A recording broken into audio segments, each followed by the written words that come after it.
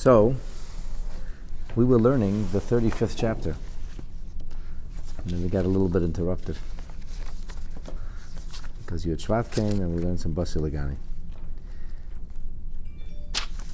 So, Perek Lamed Hei, the 35th chapter of Tanya that we're in the middle of, is all about the notion that a human being can and should bring the Shekhinah upon themselves. And one of the things that the Alter Rebbe focuses on in this, from chapter 35 onward till the end of Tanya, is a particular statement which is found in the Zohar, in Parshas Balak. And it speaks about this proverbial halo, or this glow that's above a person's head. And the oil, or the fuel, is the action of mitzvahs. And Alter Rebbe sets out to explain why it is that the soul in and of itself cannot sustain the Shekhinah. Why does it need mitzvahs? Why do you need to have a fuel that's external when you can have the soul, which is a piece of God itself? So we're in the bottom of page 88 in the Hebrew. If you're looking at the new page numbers, which are printed on the bottom, it's 160 in the Hebrew, 159 in the English. The last thing we learned about was a footnote, a little footnote, and now we're back to the actual body of the text. No, I'm good.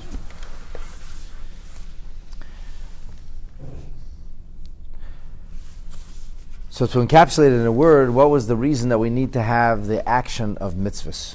So the thing is this, there's a paradox. And the paradox is that we would like to become a vehicle for the expression of godliness. That's the ultimate goal. But the problem is that because there's a we, or there's an I, so the we and the I is about we and I. It's not about God. Because it's not about God, it does not become a transparent filter for God's presence.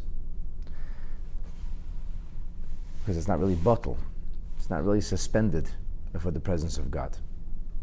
In simple words, we all have an agenda. We all have self-interest. And our self-interest and our agendas get in the way of God and God's agenda. So we want to do mitzvahs. We want to be involved in godly pursuit. The problem is that no matter how godly we're getting, there's still a little bit of I mixed in. And the I is not godly. The I is I, it's not God. Because the I is I and it's not God, so it's never really a pure expression of divinity. It's always adulterated. It's always the way I'm absorbing the divine presence. And this is the paradox. If I could be in a situation where there was no longer an I, which would allow the Shekhinah to resonate fully, then there would be no value to my mitzvahs, because I didn't choose to do it. So in order for me to have the freedom of choice, in order for me to overcome my animal inclination or my desires that are selfish and carnal, in order for me to overcome that, which is what makes righteousness meaningful, I have to have an I. There has to be an I who's serving God. But the moment there's an I who's serving God, then it's not a purity of divinity. So it's a paradox. And therefore, we can't ever really fully reflect the Shekhinah. We can only reflect to a degree. And even if it's the nth degree of submission to Hashem, there's still somewhat of an I involved. And because of this, the Alter Rebbe says that the mitzvah becomes the purest vehicle for the presence of God, because the mitzvah doesn't have an I. We do the mitzvah doesn't have an I. The mitzvah is only about godliness. You perform the mitzvah, and because you performed the mitzvah and overcame your own desires and took the path of greater resistance, you get credit for doing the mitzvah. But the mitzvah in and of itself becomes the perfect vehicle for the expression of divinity, because the mitzvah is the will of Hashem. That is exactly what God wants. So how does God look on planet Earth? Or how could we, with our own material eyes, see godliness when you see a mitzvah? A mitzvah, an act of a mitzvah, that is a purest expression of godliness on planet Earth, because that's how God wants things to be. There's a famous story with Alter Rebbe, which I'm sure I shared many, many times, and perhaps it serves as a paradigm for this idea.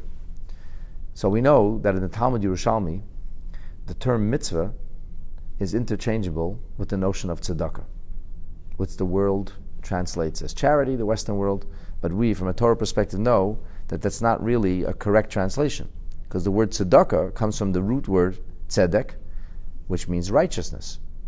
So tzedakah means to do what's right.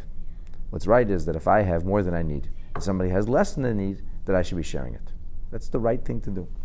The right thing to do is that we should provide for others, if it's only possible. Everybody has something to give, and because we all have something to give, we should give it. If all you have to give is a smile, okay, then you give a smile, a good word. In fact, the halacha says that if somebody comes and makes a request, and you're not able to fulfill the request, at least give them a good word.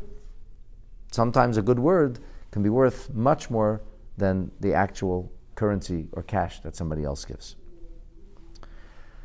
And there's a statement, a scriptural statement, that says, Zeirei tzedakos, schar emes. The one who sows or who seeds tzedakah, the reward is truth. So the story goes that there was a fellow somewhere in Eastern Europe who devoted himself to tzedakah.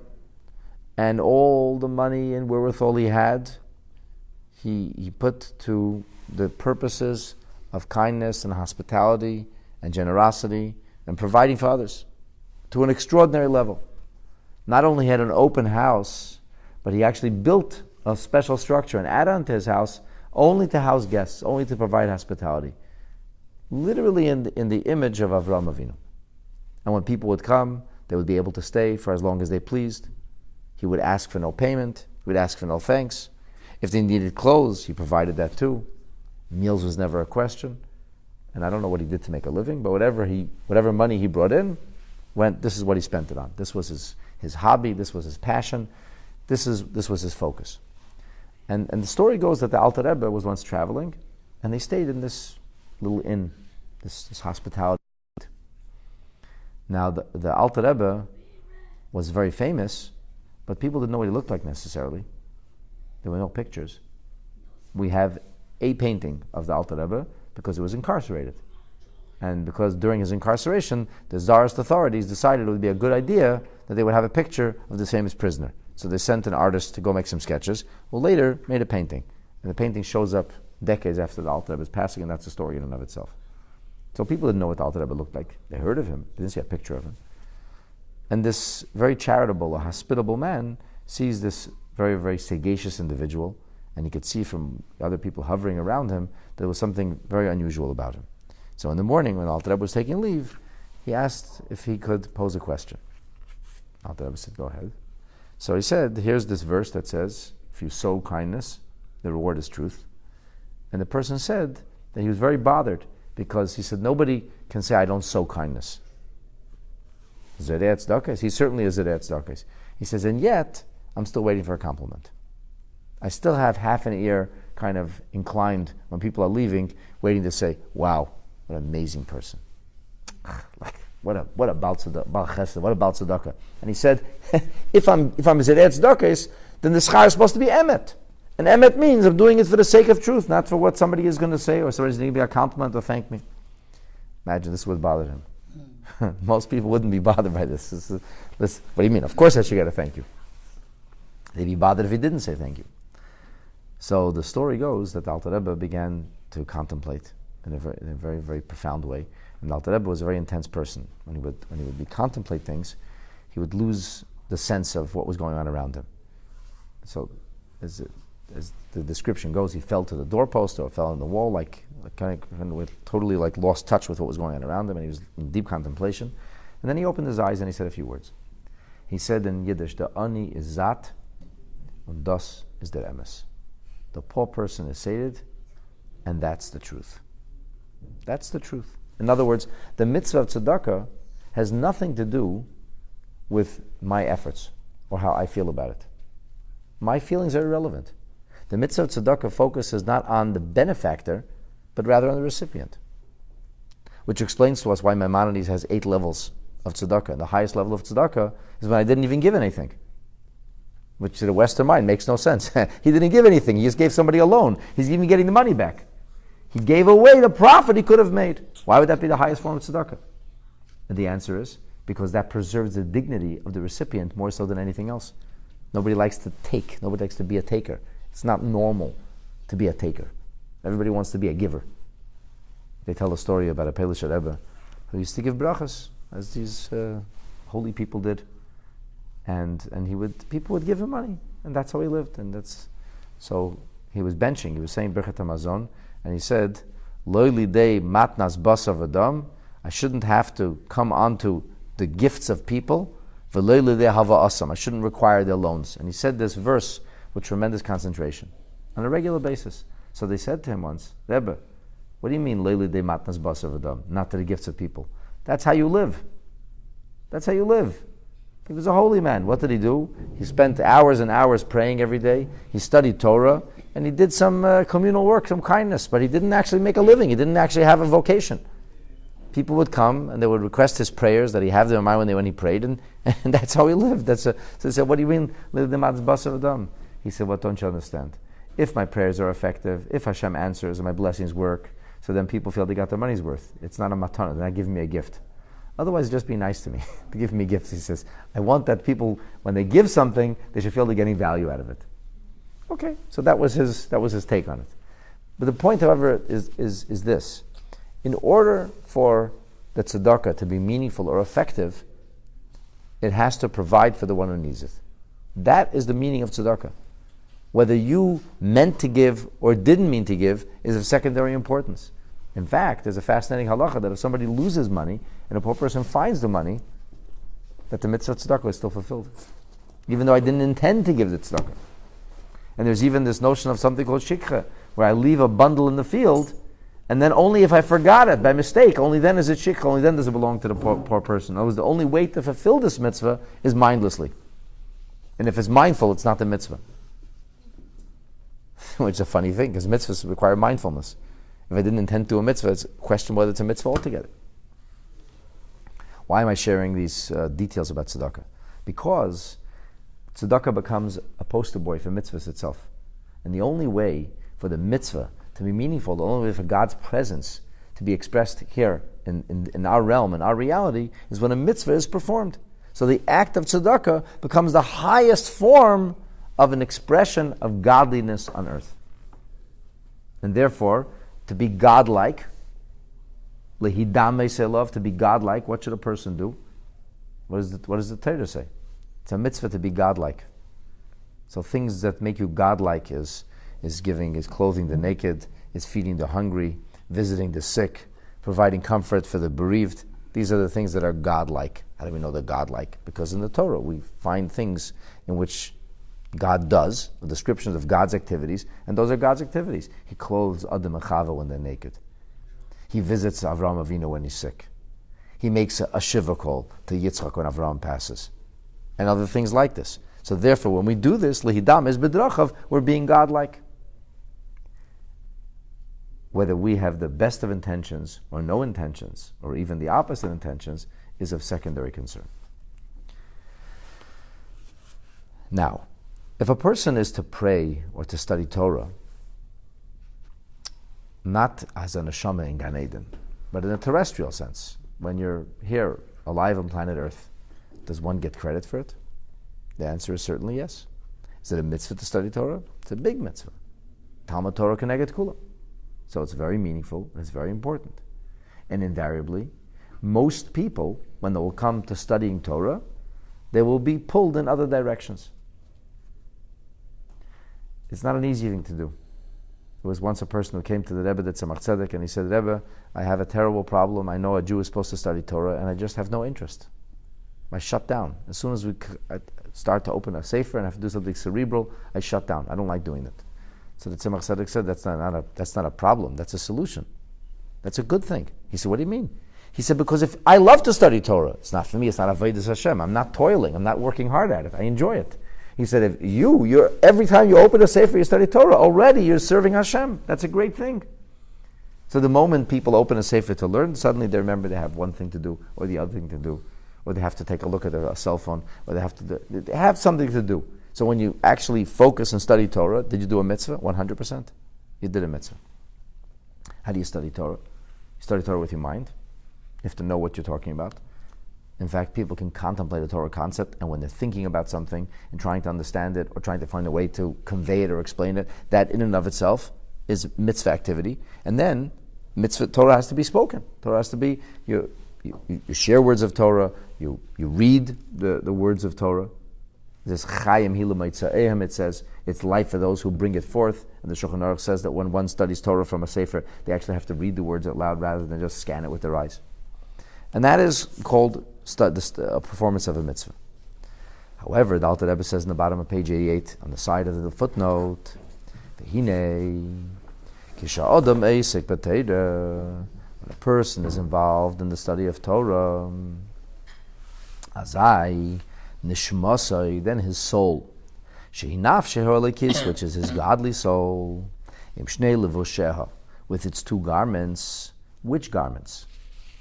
The garments which are called hapnimim levadam, the inner garments.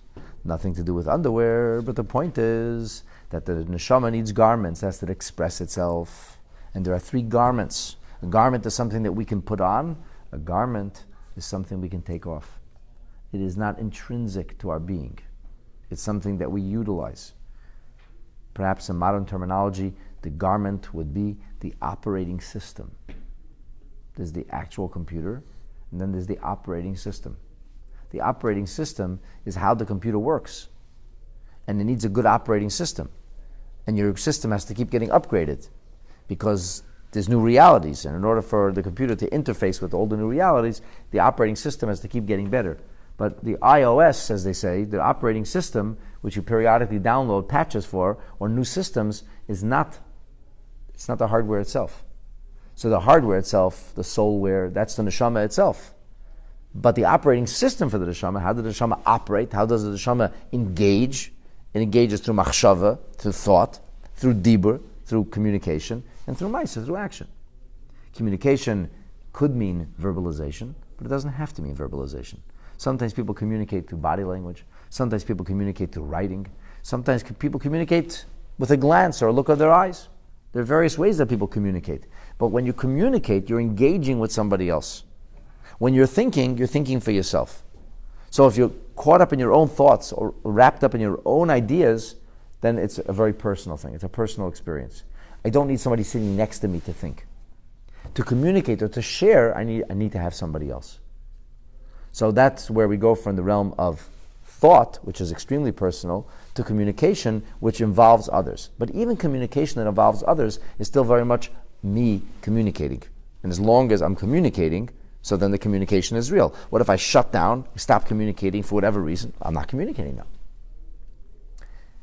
But action is different. Because actions are outside of me.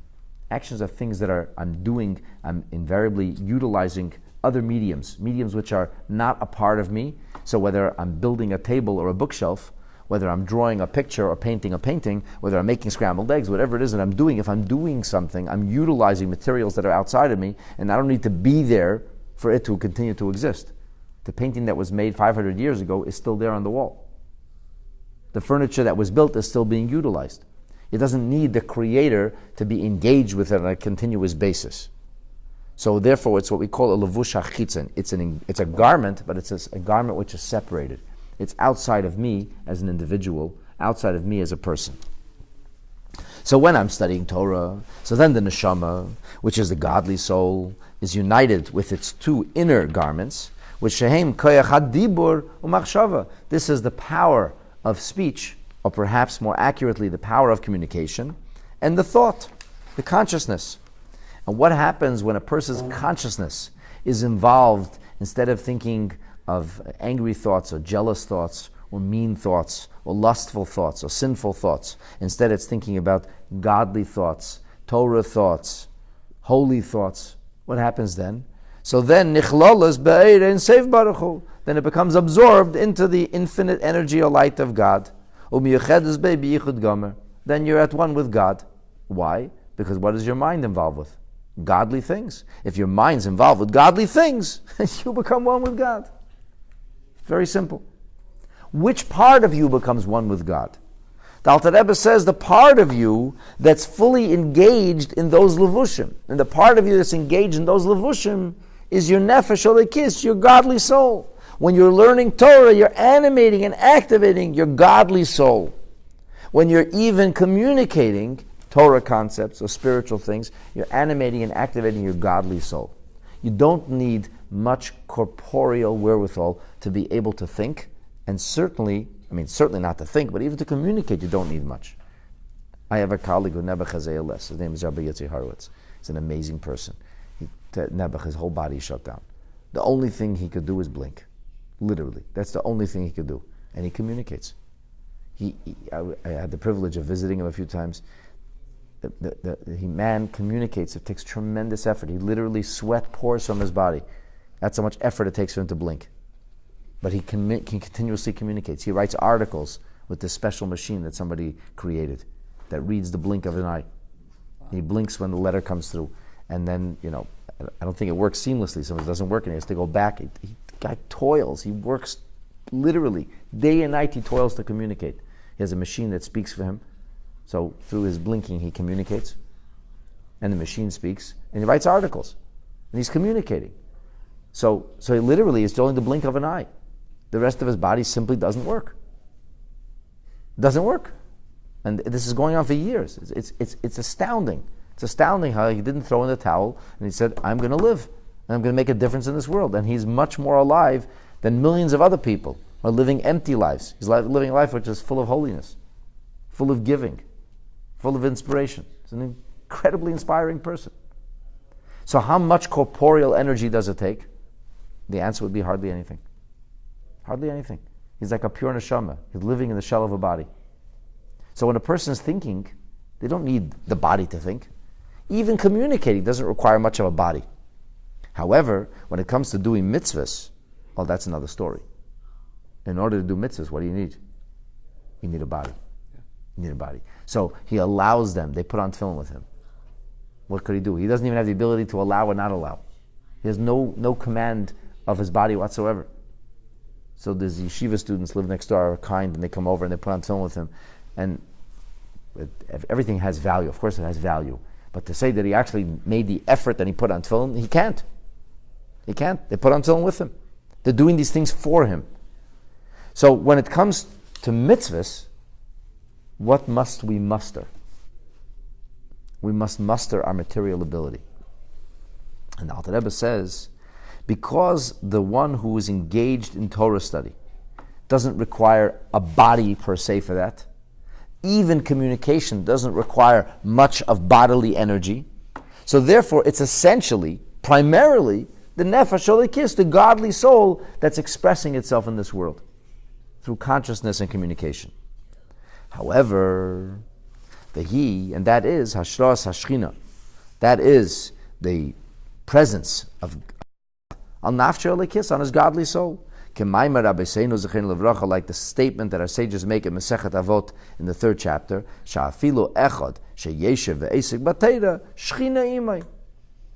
really, to have shechina, you need a minyan, but without a minyan, if a person is engaged in holiness, so you're still able to bring the shechina. And the Mishnah goes through multiples, down to 2 people. And then the Mishnah says, and the Mishnah brings a pasuk from the prophecies of Lamentations of Eicha to prove that even one person, even alone, that's thinking thoughts of Torah, God is there. He animates, he activates the divine presence, because at that moment, when he or she is thinking Torah, or communicating, or speaking to themselves even, yes, Hashem's presence is there, the godly soul is animated, and you're having a spiritual experience. Very nice. It's all beautiful. However, now we're going to talk about the value of material mitzvahs. The superlative value, the exceptional quality of material mitzvahs. In order to bring forth the energy, the radiance of God's presence, not only on the nefesh olikis, on the godly soul, but gam al gufa v'nafshe habahamis, even onto his physical reality, even onto his corporeal reality. Shehi hachiyunis hamelubeshes begufei mamish. This is the vital or animating soul, which allows the corporeality to function. So this is a very interesting thing. We're talking here about an element of spirit, which is Well, primarily material. This element of spirit serves as a nexus between the godly soul and between the bodily reality. It enables the body to be animated by the soul. So, for example, when a person leaves this world and the body is laid to rest, so what happens to that soul? What happens to the animating soul? It no longer has value, just like the body no longer has value. Because its purpose is to animate the flesh. But once the flesh and the soul have separated, so then this soul, whose job is to sew together body and soul, no longer has a function. And what happens to it? It actually dissipates, it unravels. It hovers around the grave. And it becomes the satellite or connecting point between the soul in Gan Eden and between, it's a connection point here on earth, where the human remains are. That's where this animating soul eventually unravels and remains in some cloud, some form of presence near the grave. But the neshama is no longer involved with the body. So do you need this nefesh hativis, this nefesh hachiyunis, this vital soul, this animating soul, do you need it to think Torah? Not really. Because you don't need a body to think Torah.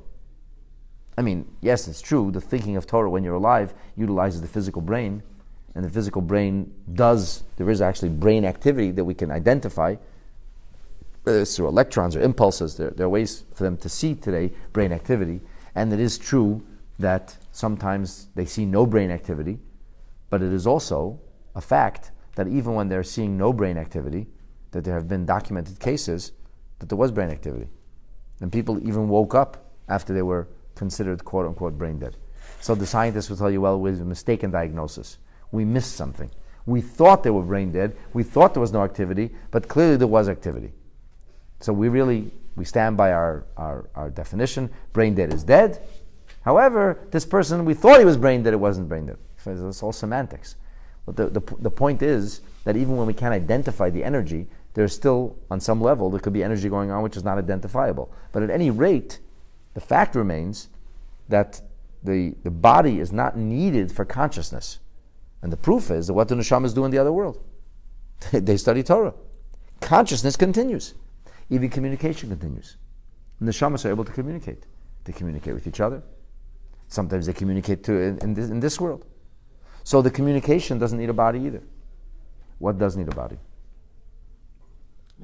Material mitzvahs. Ba'mesim chavshi, it says. The dead are no longer obligated to do mitzvahs. No longer obligated. And that's why the shroud, the burial shroud, can be made of something which is prohibited for a Jew to wear, namely wool and linen, shatnez. Famous question in the Gemara. The Gemara says, so what's happened? What second?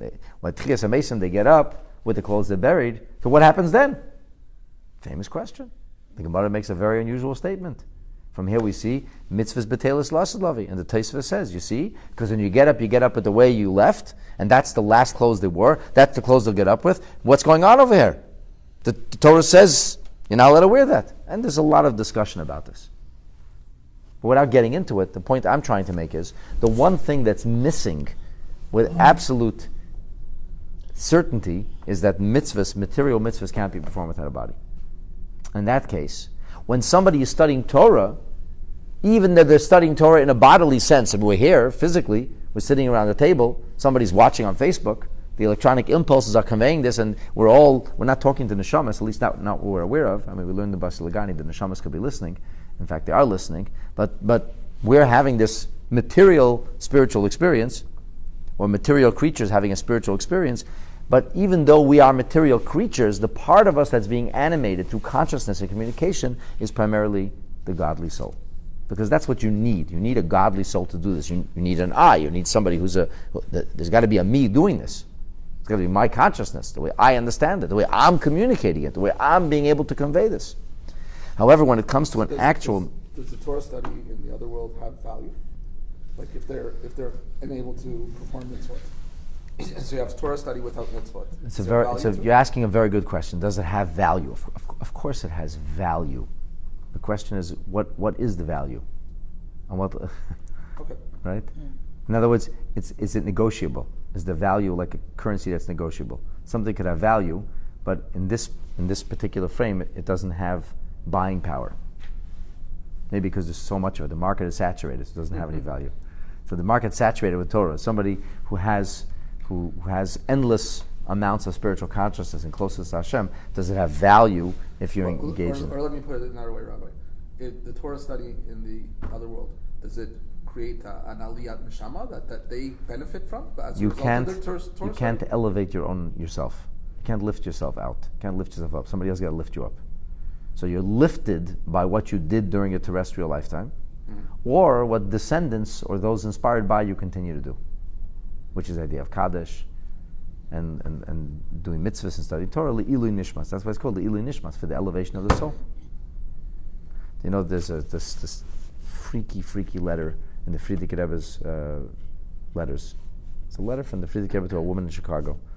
And she writes that Rahman al-Islam had a daughter who passed away.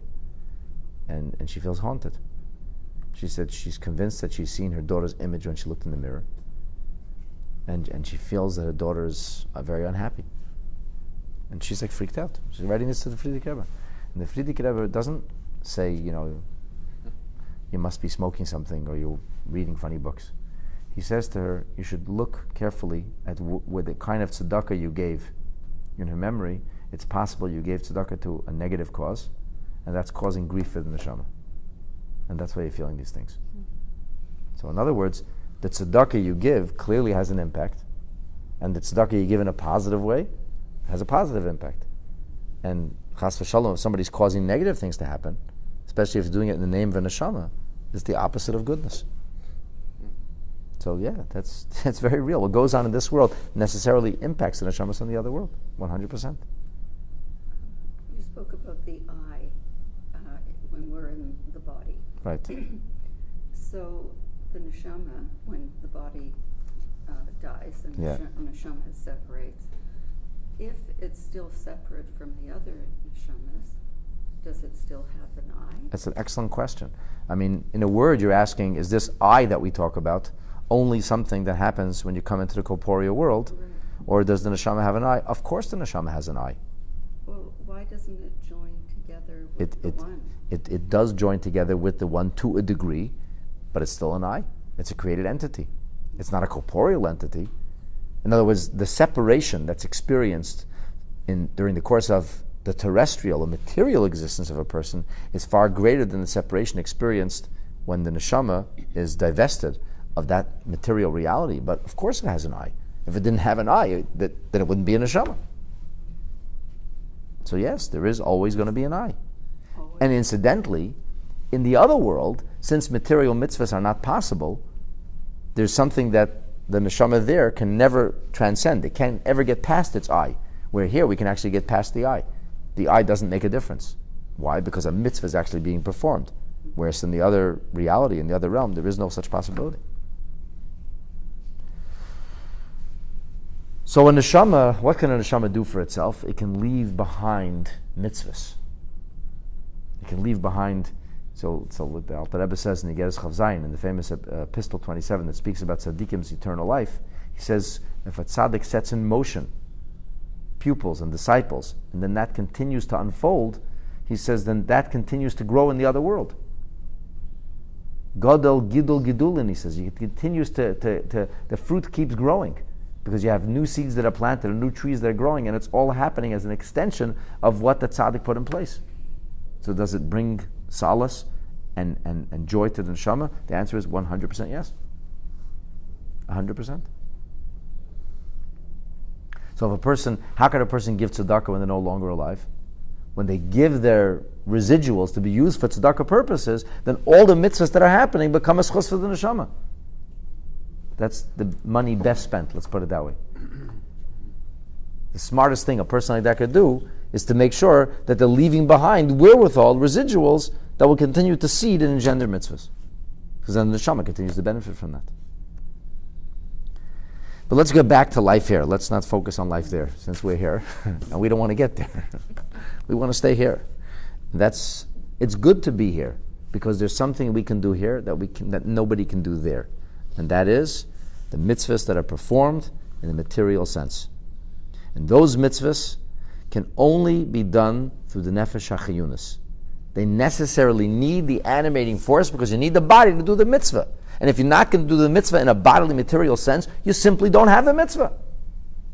So if you do the mitzvah, you're harnessing or allowing the presence of God to filter through, not only in the spiritual realm, not only in the godly soul, and nefesh lekis, but even in the material, even in the animating force, the nefesh hachiyunis. So, because tzarich lekayim mitzvahs ma'asiyos, because it has to fulfill mitzvahs which are nases al yedei haguf mamash, which actually get done through the physical body. The lulav and esrog, you can't think about taking a lulav and esrog. You can't imagine a lulav and esrog. You actually have to hold the lulav and esrog physically in your hand. So, when you're physically holding a lulav and esrog in your hand, that's when you get the mitzvah. If you have it on a table in front of you, it doesn't do anything.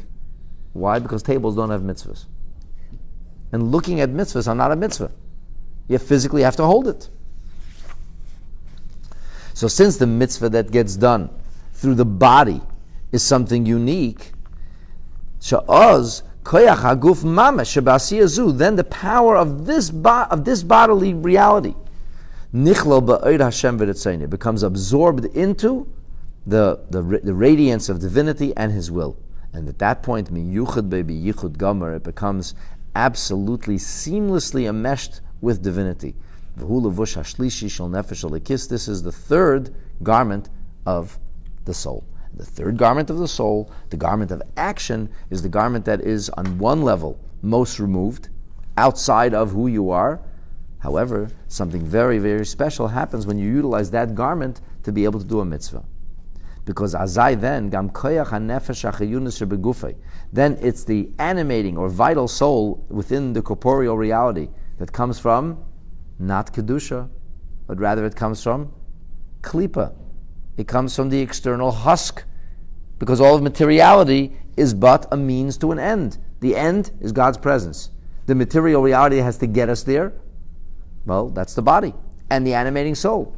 So the animating soul is the same energy or soul that's aware of its comfort and discomfort. It's the same sense that feels tired or frustrated or rested. It's the same place that hunger comes from, that desire, that cravings come from. It all comes from that same soul. And that soul is now being involved in holiness. So is it good to be hungry? Is it good to crave and have desires? Is it good in and of itself? Not necessarily. He's such a tzaddik, he's hungry. No, that's ridiculous. Of course, we want a child to have an appetite. We're happy when somebody's, the child eats, we feel good. We're happy about that. We want the child to gain weight. But it doesn't make him righteous. In fact, for the most part, the material of physical appetite gets in the way of godliness. We wish we had an appetite for mitzvahs instead of an appetite for chocolate cake. But chocolate cake we have an appetite for. And the mitzvah says, sorry, another mitzvah. Could we do some chocolate cake now for a change? Could we do something different? Does it have to be mitzvahs again? Right? The neshama has no desire for chocolate cake. It doesn't do anything. What does the neshama want? Just wants to be close to God. Which is why the neshama doesn't get credit. So a human being who has a nefesh of klipa, who's interested in roast beef, that's what he wants. Or whatever other taiva, lust or craving or desire that it's looking for. Whatever other sense of libido that it wishes to fulfill. So it's looking for physical gratification, and that's the nature of a nefesh hachiyunis. Because if it wouldn't have an appetite, then it would die. It's a big problem if you have no appetite. You ever hear this? This is a famous story. This lady lived in a mansion, and the bridal path was going out to her $400,000 car, and a beggar walked over and he said, "Lady, I haven't eaten in 3 days." She said, "Force yourself." It's a joke. Okay, it took you a second. Without appetite, you can't live. But on the other hand, it's the appetite that causes you to eat non-kosher food. So it's not a good thing. Is it a good thing? I mean, it's a needed thing. It's a needed thing. But if I wouldn't have an appetite, I would never have a desire to eat non-kosher food. Take away my appetite, take away my taste for food. I'll just take a tube and whatever, I'll download it once a day so I can live. And I don't have to be bothered with food. I don't have to be bothered with all these cravings and lusts and desires. But we want the struggle. But then you have a struggle. But then you get to eat matzah. If you have no appetite, you can't eat matzah. So when you eat matzah, and you eat it with gusto, because you starved yourself a whole Erev Pesach, and there's nothing to eat anyway on Pesach. Everybody starts getting hungry Erev Pesach without even knowing why. They just finished eating the chametz meal, now the chametz has burned them hungry. What could I eat? Nothing. Great.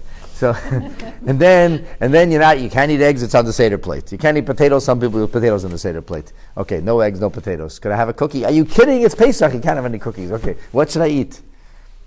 Celery? Some people are using celery. You can't eat that. Right? Huh? Grieben. So people are, but you're supposed to be hungry Erev Pesach. And I'm supposed to be so hungry that you eat matzah with gusto. Now this is quite an achievement. That requires extraordinary hunger. And is it good? I'm so hungry. Anything is good right now. Anything tastes good. When you reach that level of hunger, and it's already 11 o'clock at night, and you're finally eating the matzah, you're eating it with gusto, amazing! A mitzvah is happening! A fantastic divine experience is unfolding around the table. And it can only happen with the nefesh habahamis. It can only happen with the appetite. It can only happen with the material reality. Without the materiality, no matzah gets eaten. No mitzvah gets done. So it's not just thinking about Torah. It's not just even speaking about Torah, which these things require the mustering of the godly soul. This requires the animal soul, which is klipa. Because it's klipa, it can go the wrong way. It can lust and desire all kinds of things. Even kosher food, if he eats like a glutton, that's also not okay. If somebody stuffs their face with all kinds of delicious kosher food, and that becomes the focus of their life, when is my next meal? And how much can I eat? And how good does it taste? That's not a godly thing. I mean, it's not a holy thing. It's a selfish thing. So that kind of pursuit also gets in the way of the neshama. And yet, it's only with that kind of pursuit that a person is able to perform an actual mitzvah.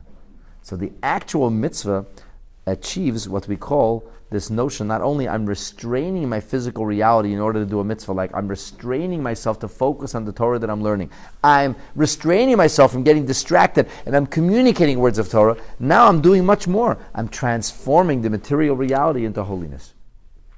And I'm using the very same appetite, which could have gotten me to eat non-kosher food, I'm using it to eat matzah now.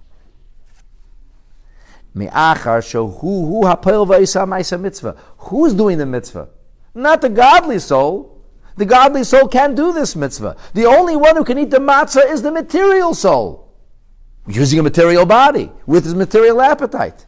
Without the physical body, and without the animating force of the body, what if a person will be too tired? What if a person is barely awake, is comatose? They're physically alive, but the animating soul is not active. How much matzah is he eating? The answer is nothing. He's in a coma. He's not eating. He's not doing mitzvahs. He's physically alive. The body is holding on to the neshama. The soul is trapped in the bodily reality, but there's no mitzvah being performed. In order to have a mitzvah, you have to be alive. You have to be what we call lebedik. And that lebedikite, that liveliness, that's the vital soul.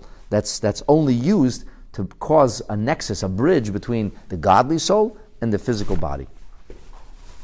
So the nefesh halikis cannot affect in the body. It's totally spiritual. The body it's corporeal. It's a literal physical entity. The nexus, the bridge between them, is the nefesh hachiyunas habahamis, is the animal soul. The animal soul that's capable of doing all these bad things, that has all these selfish desires and cravings, and which is melubeshes b'dam ha'adam, which is, so to speak, embodied in the blood. And the blood becomes the plasma is the animating force that gives life to the body.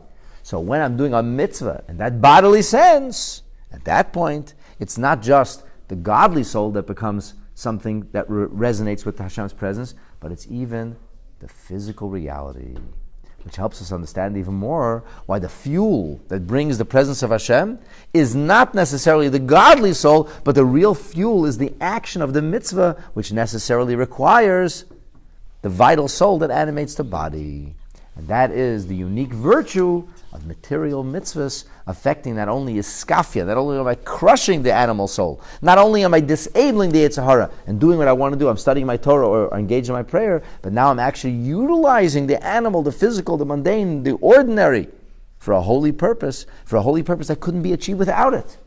This is the truest hapcha, this is the true transformation, turning darkness into light, distilling mundane energy into pure, unbridled holiness, and this is what makes the mitzvah so special. This is the fuel that enables the actual presence of Hashem in this world in an unparalleled way. To be continued.